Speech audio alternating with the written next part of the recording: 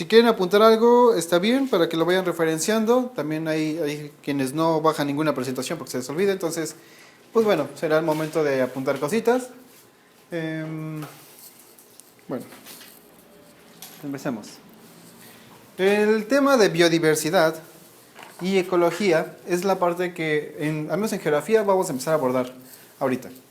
En la cuestión un poco más dentro del medio físico que en el medio biológico, porque en este caso la parte de biología la vamos a abordar en biología. La parte física sí la vamos a explicar un poquito aquí. Recordemos un poquito algunas cosas. Mencionamos alguna vez que, por ejemplo, las montañas tenían una relación con el agua. ¿Se acuerdan de eso? Bueno, te repito por qué. Las montañas funcionaban como medios o zonas donde se precipitaba el agua, en este caso en forma de nieve o lo que sea. Del agua de las montañas nacían los ríos. Y los ríos llenaban a la zona continental de agua. En este caso por efecto de la precipitación. Esa, ¿te acuerdas? Fue pregunta de examen. ¿Qué es la precipitación? La lluvia, la nieve o el granizo. Es la forma en cómo las nubes, en este caso masas de vapor, se condensan dentro de las montañas, o en este caso llueven como hoy, se precipitó el cielo, por así decirlo. Una precipitación. Bueno. Aquí nada más te marqué algunas características de lo que podemos definir como un ecosistema, en este caso relación de organismos, medio físico, donde se van a relacionar ellos. ¿Vamos bien hasta acá? Bueno, es solamente el concepto, las palabras vas a poder encontrarlas en la parte también de la aplicación del programa. Ahí está, se ve mejor, ¿no? Ah, me tapo todo. Bueno, ¿vamos bien hasta aquí? Perfecto. Te comento cuáles son los factores abióticos del ecosistema. El ecosistema vamos a dividirlo, se puede dividir en dos. Que los factores bióticos serán las cosas que están vivas. Y los abióticos, ¿los que qué? Los que no están vivas, ajá. Bióticos y abióticos. ¿Cómo que serán bióticos? Rocas. Abióticos son rocas, ajá.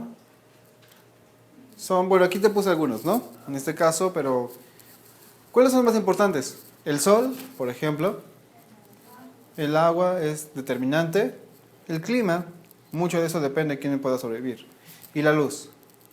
Que bueno, luz y sol creo que entrarían en el mismo punto, pero tal vez aquí quería marcar el calor. ¿Bióticos, cosas vivas? Bióticos son cosas vivas, abióticos son cosas que no están vivas, pero que dan pie a la vida. Por ejemplo, cuando hablamos de agua y luz, ¿se acuerdan de la fotosíntesis? Era un proceso de los seres, ¿qué? Autótrofos, que generaban su propia energía. Si no hubiera en ese caso, por ejemplo, ni luz ni agua, que son factores abióticos, porque el agua no está viva, ni tampoco la luz, no habría la forma de cómo los seres orgánicos podrían generar entonces el ATP, y por tanto no podrían sobrevivir. Entonces, de alguna manera, estos factores que se encuentran de medios naturales van a ser determinantes para que pueda coexistir la vida, para que pueda nacer. En un medio donde no hay agua, estamos de acuerdo que será más complicado generar vida, o que se mantenga la vida. O en un medio, en este caso, con mucho calor y mucha luz, pues la vida tendrá que adaptarse a este punto. ¿Cuáles son los factores bióticos? Las cosas vivas. Vamos aquí a poner dos cosas. La flora y la fauna. ¿Qué es flora? Todo lo que es planta. Las plantas y la fauna. Ah, exactamente. Especies, en este caso, como también vamos a poner aquí un poco de bacterias, podremos meter un poco de las cuestiones también de algunos hongos, aunque bueno, en sentido práctico serán los animales. Te comento en algún momento lo que son los factores bióticos, porque eso lo vamos a desarrollar un poco más en biología.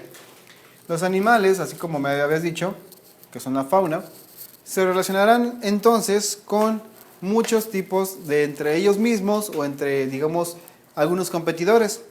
Cuando se desarrolla un animal, una especie entre sí misma, se le llama población. La población forma parte de todo un sistema, o en este caso, un entorno al que se pertenece. Asimismo, Estas poblaciones se relacionarán con otras poblaciones para formar las relaciones intraespecíficas. Animales con otros animales, algunos se van a depredar, otros se van a apoyar. El chiste de esto es que todo forma parte de un ciclo. En la geografía o en la parte del ecosistema, solamente vamos a profundizar, hay una parte de ciclos, en este caso, por ejemplo, la cadena trófica, o en este caso, como le llamamos, cadena alimenticia. De alguna manera, los animales que están vivos forman parte, en este caso, de ciclos orgánicos e inorgánicos. El ciclo de carbono, por ejemplo, es que el conejo se come la zanahoria, tú te comes al conejo, tú te mueres, a ti te descomponen desintegradores en la tierra, tú vas a alimentar a la tierra, en ese caso, se fertiliza y eventualmente la tierra dará pie para que la zanahoria pueda crecer otra vez, que sea depredada por otro conejo, de un ciclo infinito. Aunque de hecho no es infinito, la tierra se puede llegar a morir, entonces sí hay momentos en los que la tierra se erosiona. Pero por allá vamos. Aquí nada más te puse algunas características, un mini resumen que podrás encontrar en información general sobre lo que es un medio biótico y abiótico. Biótico es entonces con vida y abiótico ¿qué es qué? Sin vida. Eso llega a ser pregunta de examen, tanto en geografía como en biología. Te presento entonces lo que es un bioma. Bioma se define como una ecosfera, o en ese caso una zona geográfica con características físicas, químicas, geográficas similares. ¿Cómo? En esta zona, aquí te puedo dar una clasificación rápidamente. Aquí vamos a encontrar el Ecuador. ¿Qué vas a encontrar en esa línea verde que te puse? En esa línea negra encontramos zonas verdes, que son en este caso selvas húmedas. La zona del Ecuador es muy cálida. En ese caso el sol impacta muy fuerte. Las zonas son tropicales. Por ejemplo, por encima tenemos las zonas áridas o semiáridas, como los desiertos y las estepas, por ejemplo. México tiene un desierto aquí arriba en el norte. Y en ese caso también hay diferentes divisiones. Mientras más lejos estés del sol, por ejemplo, más frío hace. Bueno, en este caso, mejor dicho, del Ecuador. Porque el Ecuador es la cara que le da directamente al sol. Y entre eso, entre la luz que podemos encontrar y la cantidad de agua disponible, es como vamos a formar un bioma o una ecósfera. Tal vez te acordarás que en la primaria tuviste que agarrar una cajita de zapatos, ponerle una monografía sobre una... ¿Sí era monografía? Sí. Bueno, ya en tiempos de internet ya comprabas una impresión y ya. Le pegabas en el fondo de tu caja de zapatos como si fuera el fondo de la selva, le pegabas ahí un oso y un tigre y una ramita que fuera el árbol. Y entonces ese era tu ecosistema. Aunque ya sabemos que el tigre y el oso no pertenecen a la misma zona geográfica ni... Bueno, el libro de la selva, ¿verdad? El libro de la selva hay un oso y un tigre, entonces, ¿por qué no? Pero, en este caso, bueno, depende de qué tipo de oso. A lo que hacemos referencia es que cada tipo de especie o cada tipo de animal se encontrará de una zona u otra. También la flora, la fauna van a variar dependiendo de la zona geográfica y los medios geográficos, en este caso el ecosistema, que podemos llegar a encontrar. ¿Tiene sentido? Sí, bueno, vamos a ir como generalizando y darnos algunas clasificaciones de lo que es todo esto. Esta es la clasificación Köppen, se le llama. Es una clasificación para lo que va a ser la medición de temperatura y humedad en los ecosistemas. Es la clasificación general que se va a dar para dar la climatología. Bueno, te explico más o menos qué significa esto. Si tú tienes la A, hace referencia al clima ¿qué? Tropical. El clima tropical es muy caliente, muy caliente. Pero vamos a clasificarla porque aquí vemos, por ejemplo, varias A's. Hay 2A, pero hay de hecho mucha clasificación. Estos son 4, 3 de algunas cuantas. De hecho hay una asociación que se llama, bueno, una asociación es una fundación, algo así, me parece que es la WWF, que no es la de las luchas, tampoco es la del pandita, pero es una serie, creo que sí es la del pandita, no estoy seguro. Es que eso es para rescatar animales, algo así. Pero hay una relación entonces entre 14 ecosistemas diferentes que podemos discernir. La A inicialmente es la clasificación para tropical, según la climatología actual. La B es la clasificación para el clima seco. La C para el clima templado. La D para el clima frío. Y la E, bueno, aquí podemos ponerle tundra y taiga. Voy a ponerle tundra. Y la D, en este caso va a ser para... No es cierto, la F. ya no sabía escribir. Lo que se conoce como hielos perpetuos. Pero, de hecho, se utiliza más hasta la E. Hay muchas climatologías que se basan nada más hasta la E. Es decir, si tú dices de la A a la E, unes la E con la F y ya no hay ningún problema. Es solamente para distinguir que la tundra y la taiga son diferentes a los hielos polares.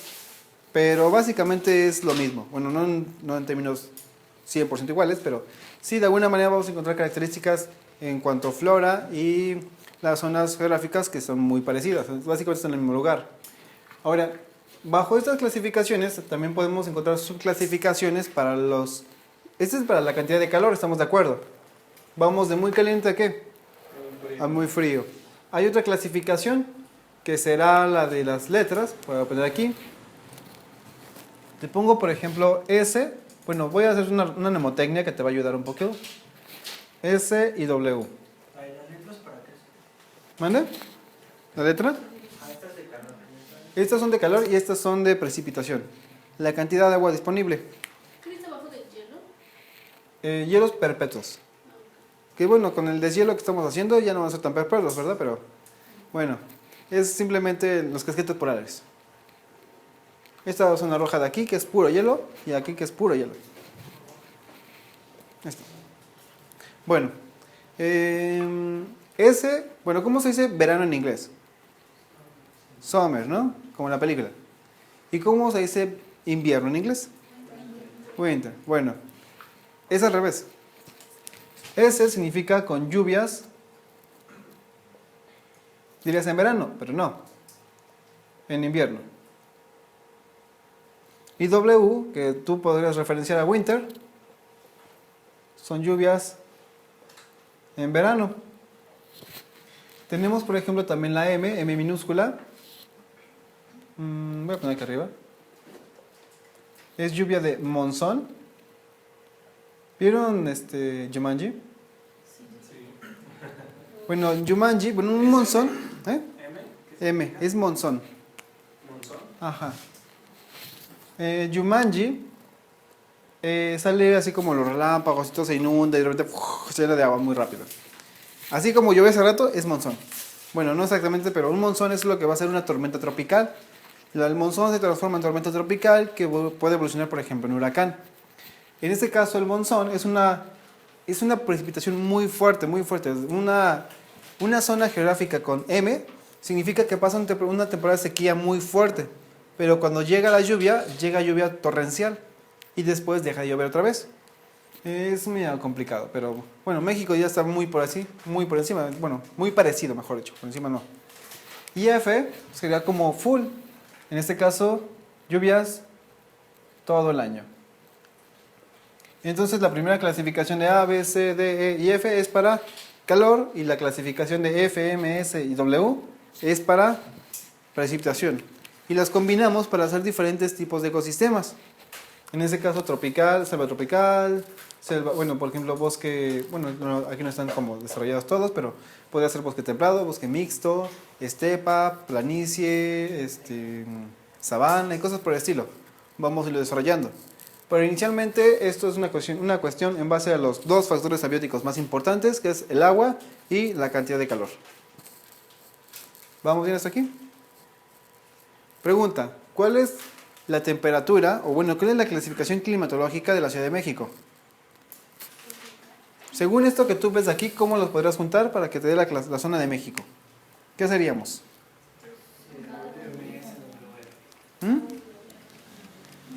Seríamos tropical, seco, templado, frío, tundra. Templado con lluvias en verano.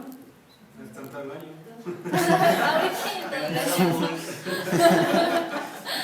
Bueno, el año pasado sí tuvimos lluvias todo el año, eso es una constante.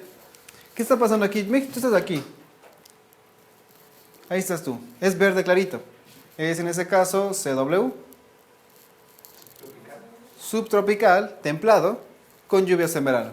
Si naciste en junio, julio o agosto, sabes que no puedes hacer una fiesta si no pones una carpa, porque te va a llover. Y es muy seguro que te llueva. Todos se van a ir a tu fiesta, o van a llegar... O nadie va a llegar. O nadie va a llegar, más triste. No, Con todos sus sandwichitos hechos preparados, ¿no? Más triste para las niñas. Porque los hombres somos medio X y medio desechitos, en este caso hacemos todas las cosas mal.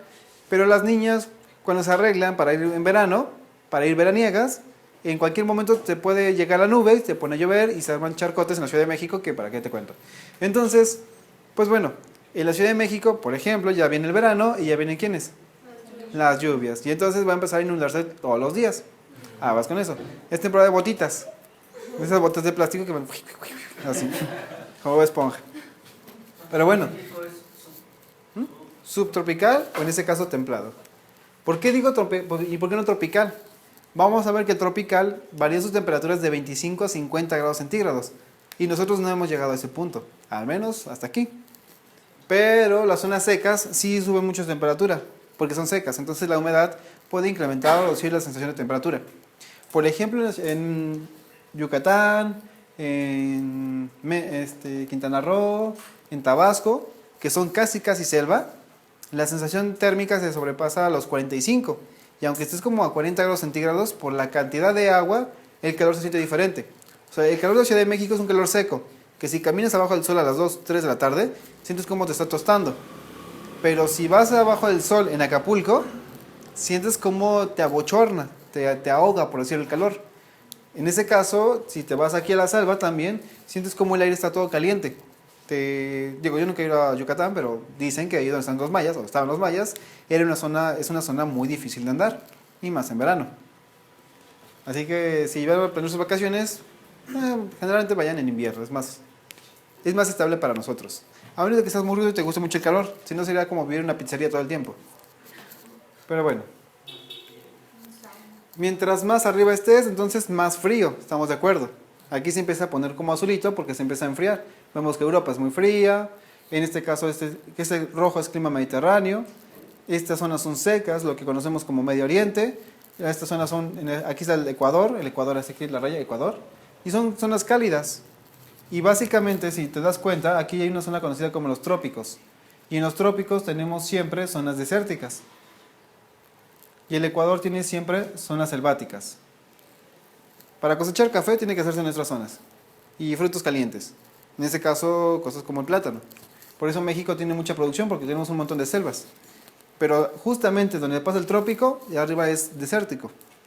Por eso tenemos una variedad de climas bastante diversos, porque estamos en la brecha de uno con la otra. ¿Vamos bien hasta aquí?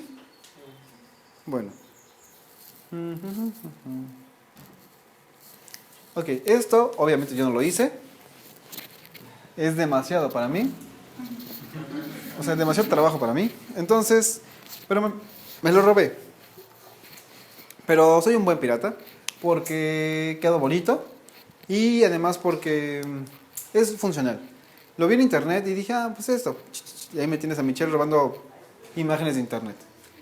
¿Por qué es importante? Porque, bueno, aquí esta clasificación ya no le hagas tanto caso porque ya no pasa como esto. Cuando se inventó esta clasificación ya era como los 70s, 80s. Entonces el calentamiento global no era tan demostrable en ese punto.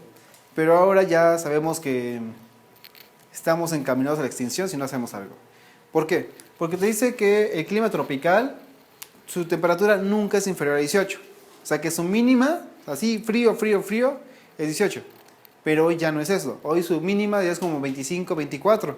O sea, ya son 5 o 6 grados más. Que es para nosotros, digo, tenemos agua, pero muchas especies animales y vegetales, eso ya es un cambio muy drástico. Y en el agua también cambia mucho. Si se ve el agua 3, 4 grados centígrados, la capacidad de hacer fotosíntesis de muchas especies es, en ese caso, ya reducida. Pero bueno, aquí como te digo, tiene AF, AM y AW, que son diferentes tipos de precipitaciones con diferentes tipos de calor, dándonos también diferentes tipos de ecosistema.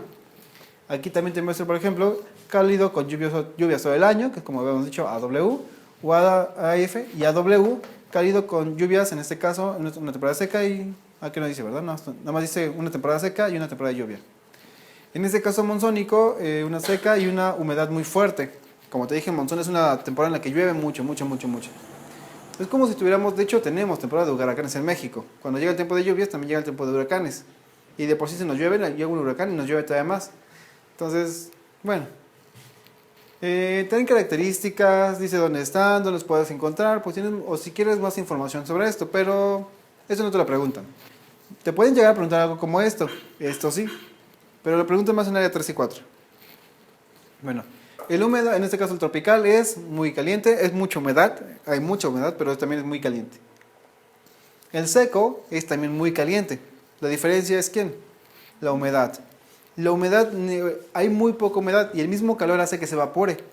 Como no hay fuentes generadoras de agua, en este caso el agua se evapora muy rápido. En este caso te digo algo como evapotranspiración potencial. O sea, el agua se va más rápido de lo que llega.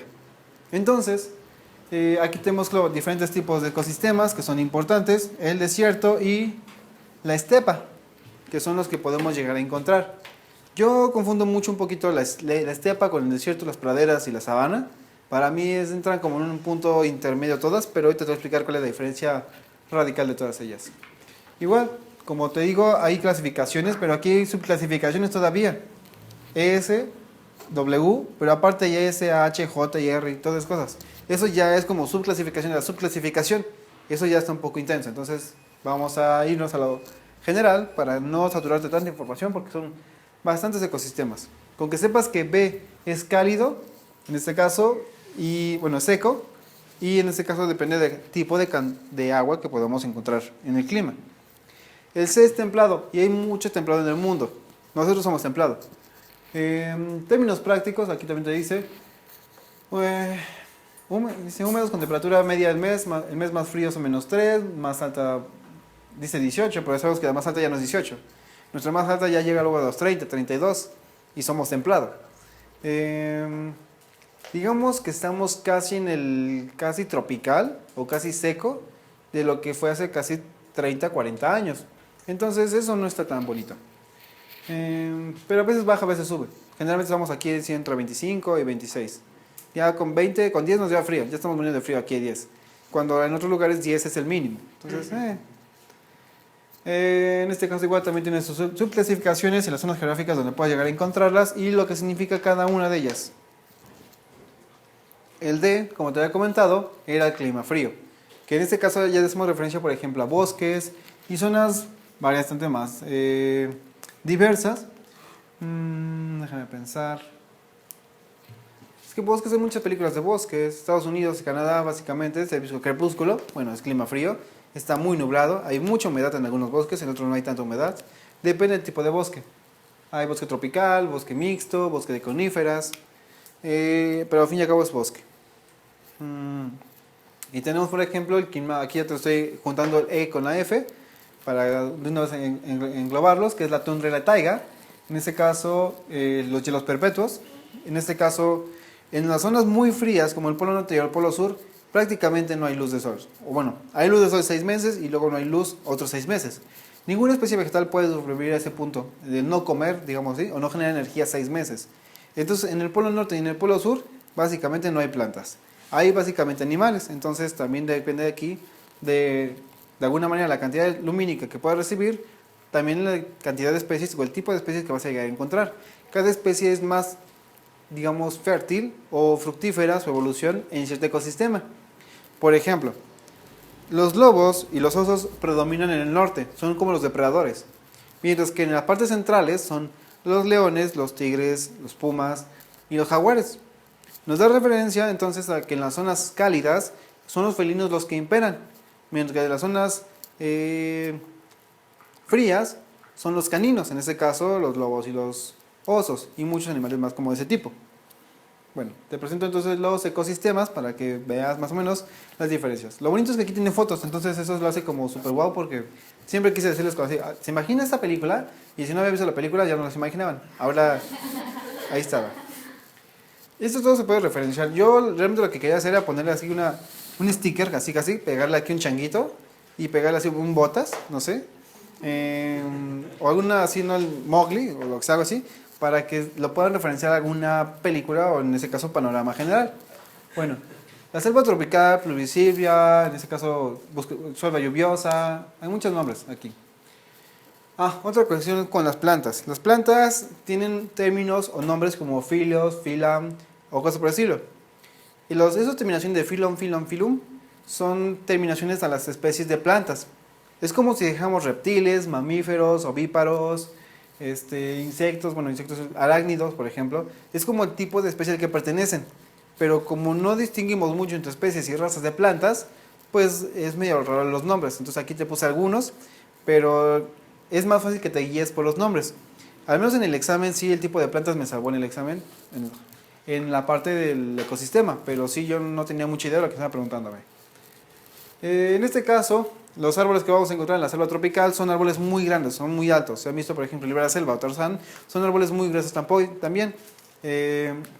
La cantidad de agua es mucha, llueve todos los días, es en este caso clima AF mejor dicho. Es en este caso tropical, con lluvias ¿cuánto? Todo el año, todo el tiempo. La cantidad de calor hace que se evapore el agua, pero esa misma cantidad de agua se sigue precipitando. Generalmente la vas a encontrar en el Ecuador.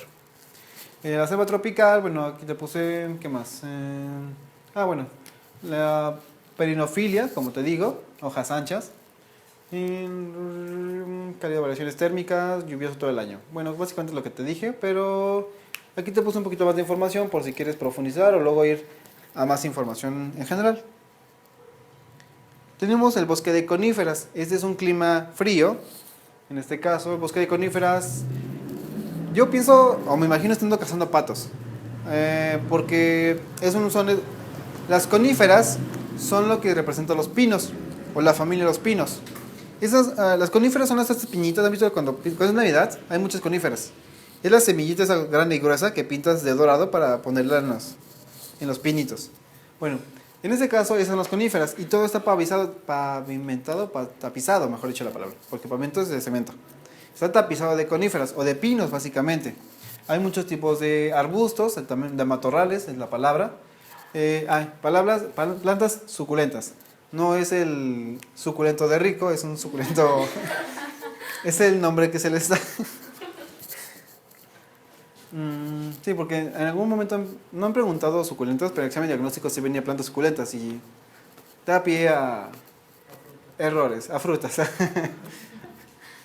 De hecho, en estos tipos de bosques lo que crecen son las semillas, en este caso como las berry, la cereza, los arándanos, las moras en este caso.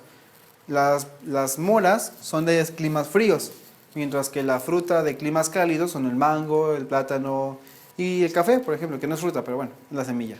El jitomate sí es fruta. Hongos, helechos, arbustos y árboles pequeños. Aves, mariposas, migratorias, El bosque mixto, ese ya lo podemos encontrar, por ejemplo, en México. El bosque mixto es más como tipo La Marquesa, como tipo Toluca, como tipo Desierto de los Leones, por ejemplo.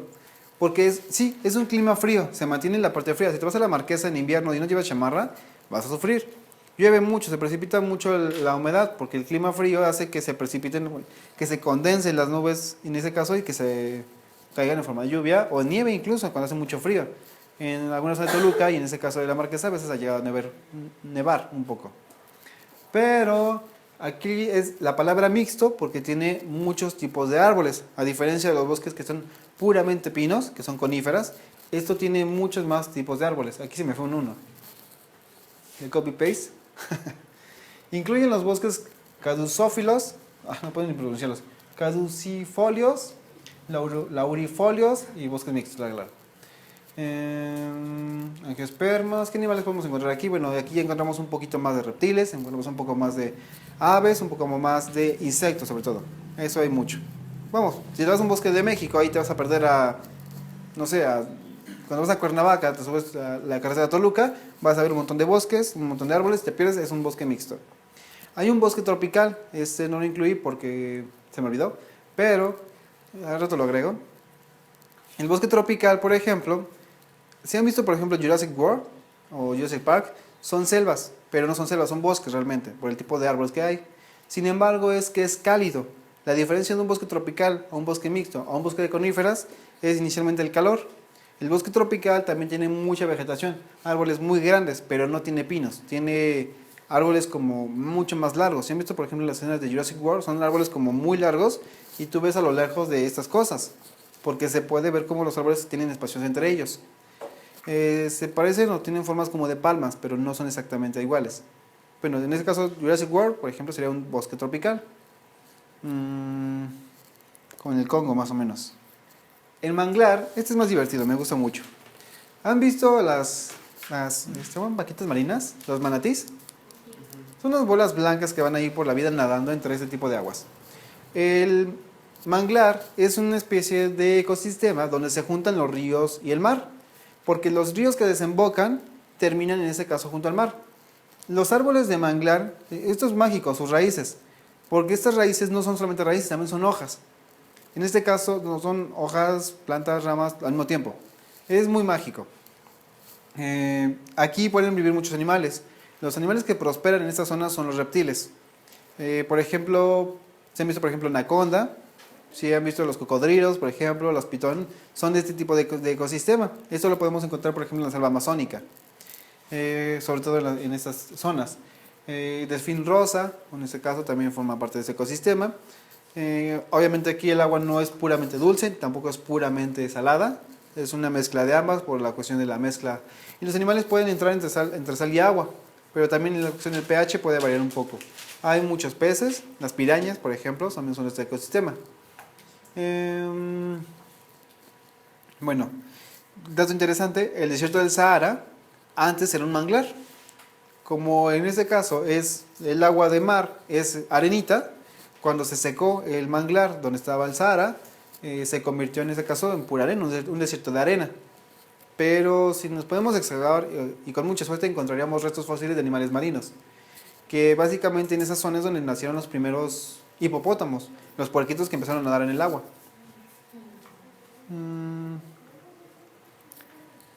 Bueno, en este caso también la sabana. La sabana lo ubicas en el Rey León, aquí te podría poner un Mufasa. ¿Y qué más sería como sabana? Un Simba ahí en el rinconcito, ¿no? También los árboles son muy característicos, son árboles muy pequeños que no desarrollan muchas hojas. Son árboles secos. Ahora, nosotros recordamos esto como súper amarillo, pero también tienen zonas verdes. Esto es temporal. En la sabana hay tiempos de lluvia y hay tiempos de sequía. En los tiempos de sequías todo se pone así.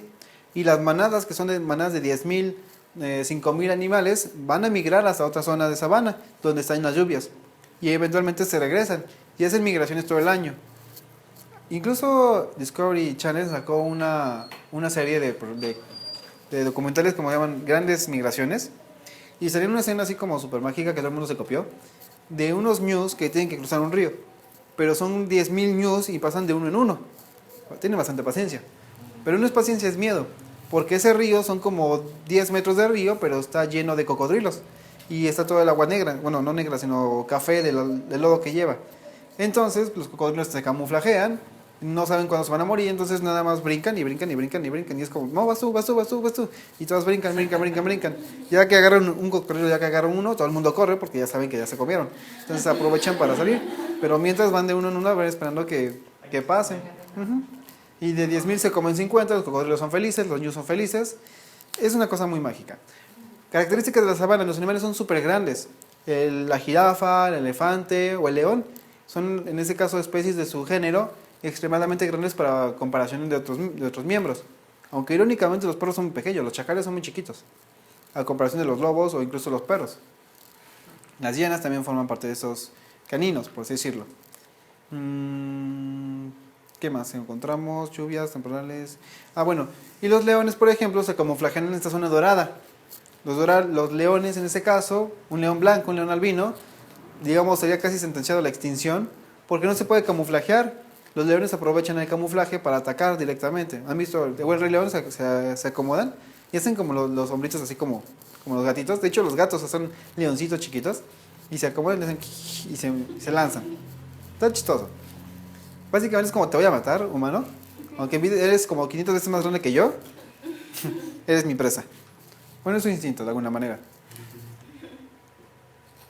Los pastizales no son tan secos como la sabana.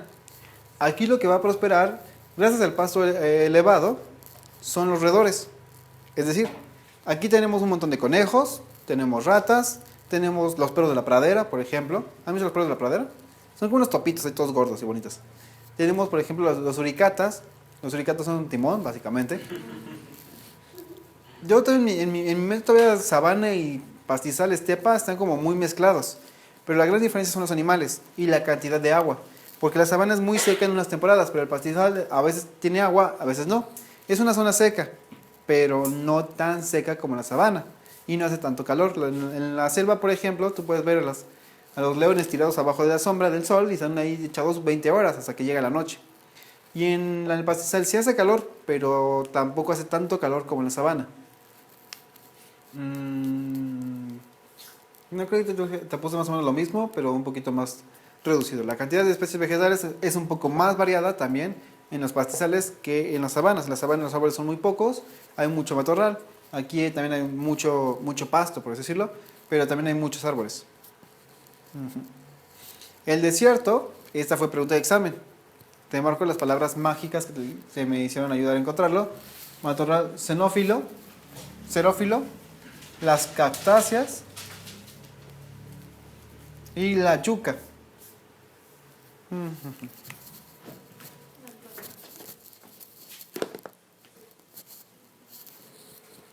Ok, ¿qué es un desierto?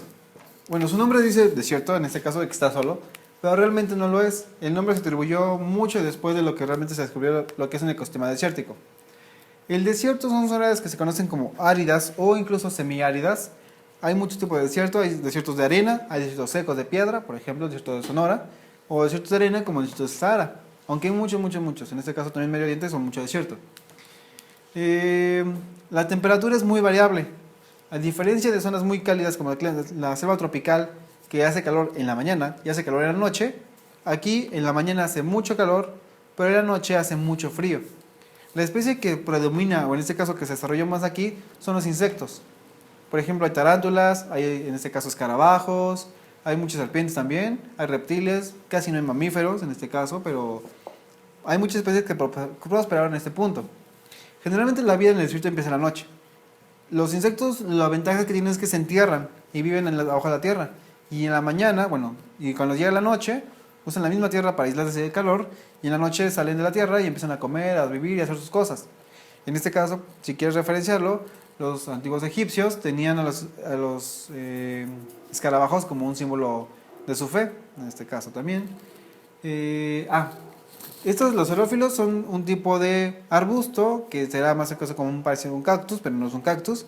Las cactáceas, esos sí son cactus, lo que conocemos como el nopal, como el peyote y cosas por el estilo, muy mexicanas por así decirlo, pero son especies vegetales que tienen muchas funciones bastante interesantes porque no tienen hojas. Entonces, digamos que su tronco al mismo tiempo es una hoja que también funciona para resguardar agua. En este caso, si tú un día te vas en el desierto y te estás muriendo de hambre, lo que puedes hacer es cortar el nopal o cortar la cactácea y va a tener una cantidad de agua dentro de sí mismo que tú puedes consumir y que te puedes tomar. Las espinas, en este caso la cantidad de espinas es importante, pero la yuca, bueno, yo no estoy muy seguro de lo que son las yucas, es que es un tipo de planta, pero yo lo que refiero y lo que he escuchado es que la yuca se utiliza para prender leña. Entonces, y es lo que utilizas para hacer el zacate. Bueno, el estropajo, no sé cómo quieren decirlo, es esa bolita que es una bola así con la que le pegas a tus hermanos, que es para bañarte, que es una bola blanca, por así decirlo. A la yuca le sacas el forro y ya tienes tu zacate. Y no sé, la palabra, no sé qué ni siquiera significa zacate, pero bueno, suena muy chistoso. En Colombia se come la yuca. ¿Se la comen? Sí, Vaya.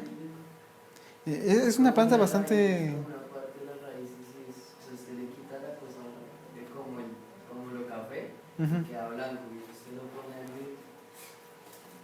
Vaya. Habrá que probarlo alguna vez. ¿Sabe rico? Se lo tienen como papitas a la francesa.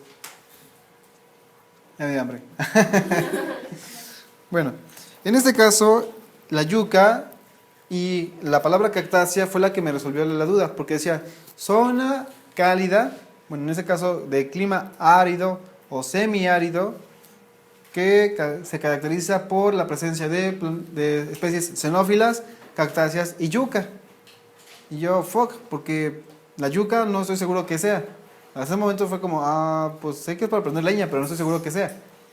El xerófilo no estaba seguro tampoco si era específicamente de desierto, pero las cactáceas sí. Cactáceas es cactus, simplemente. y ya sé que es desierto. El momento fue, ok, son desierto, yo creo que es desierto y le puse desierto. Pero también tenía, por ejemplo, dudas si era pradera o estepa, es lo mismo. Y tenía también entre las opciones la sabana. La sabana dije, no, definitivamente esto no es. No era tampoco bosque, entonces tenía que ser estepa o desierto.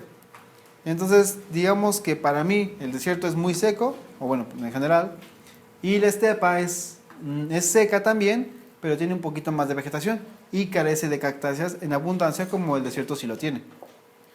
¿Vamos bien? Entonces, si les preguntan, zona árida, semiárida, con presencia de cactáceas, ¿es quién? El desierto. Muy bien. Tenemos la taiga. La taiga, si vieron Tierra de Osos, por ejemplo, es bastante más frío. La taiga es una zona en la que podemos distinguir, pues sí, una presencia menor de árboles, porque mientras más frío hace, los árboles van a la baja, pero la cantidad de especies es frecuente. Todavía podemos, por ejemplo, hablar de alces, hablar de lobos. Aquí te puse información más, en Alaska, en este caso en Canadá, que ya estamos hablando de los polos, casi casi. Y bueno, en este caso la última, la tundra. La tundra es básicamente ya el frío, donde todo es frío. Si viviéramos en Game of Thrones sería arriba del muro, porque todo es puro frío, básicamente. Todo está congelado, las especies animales y vegetales prácticamente están subsistiendo, depredándose, no hay productores de nada, o sea, no hay fotosíntesis, no hay plancton que haga o que rellene la tierra de nada, porque la tierra en sí misma está cubierta de nieve. En el polo norte casi todo es hielo. Si derritiéramos o calentáramos la tierra, el polo norte se desaparecería.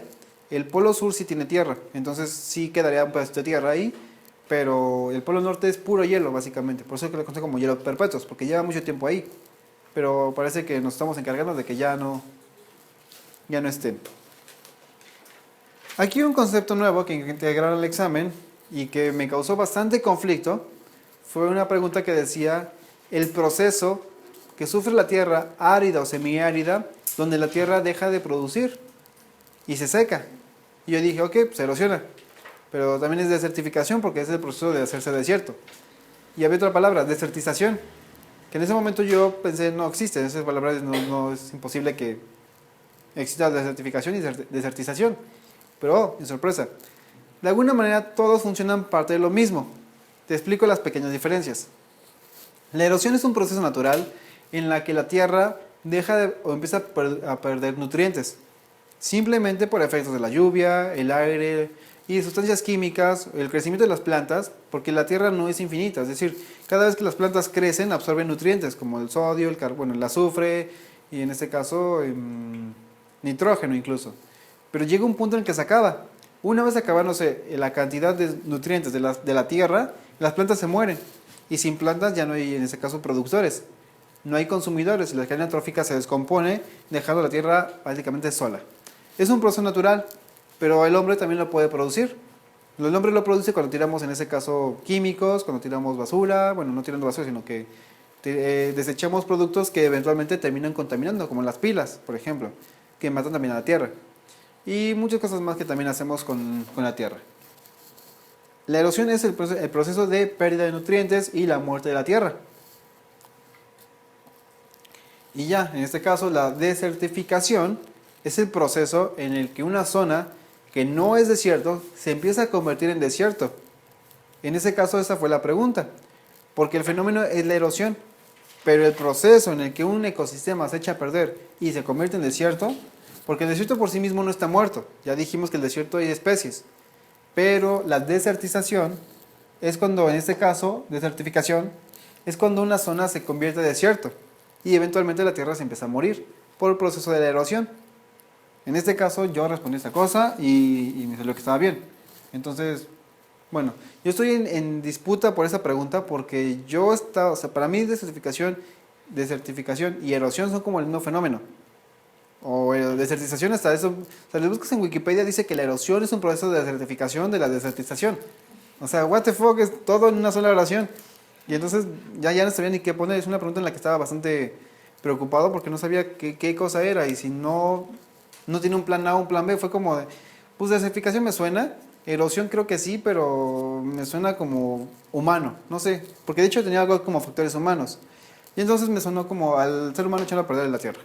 No sé si era el contexto, no sé si cambien la pregunta y la arreglen o la dejen igual de fea, pero en este caso nada más te pongo aquí la imagen para que se quede muy clavada. El ser humano todo triste, así llorando, casi casi, porque la tierra, que era obviamente una tierra bonita, seguramente se secó por efecto de la sobreexplotación de plantíos.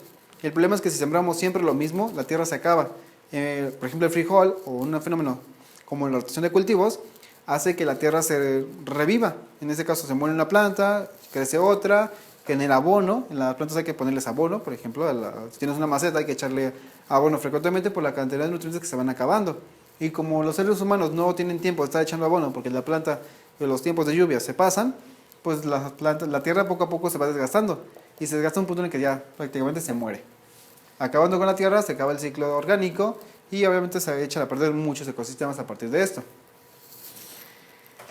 Bueno, hay mucha información que me gustaría meterles más, pero el tema en sí, solamente del examen vino como 2 o 3 preguntas, que es en este caso la climatología, vino la precipitación, en este caso que forma parte para recargar los mantos acuíferos, la parte de la desertificación, que es el fenómeno de convertir un desierto en un ecosistema, y vino la pregunta del desierto, un clima, una zona en la que siempre te preguntaban bosque o desierto, casi siempre en este caso es bosque, pero ahora fue desierto. ¿Dudas al momento? Bueno, la presentación se va a subir para que ustedes puedan revisarla y leerla con calmita, ¿va? Nos vemos mañanitas, son libres.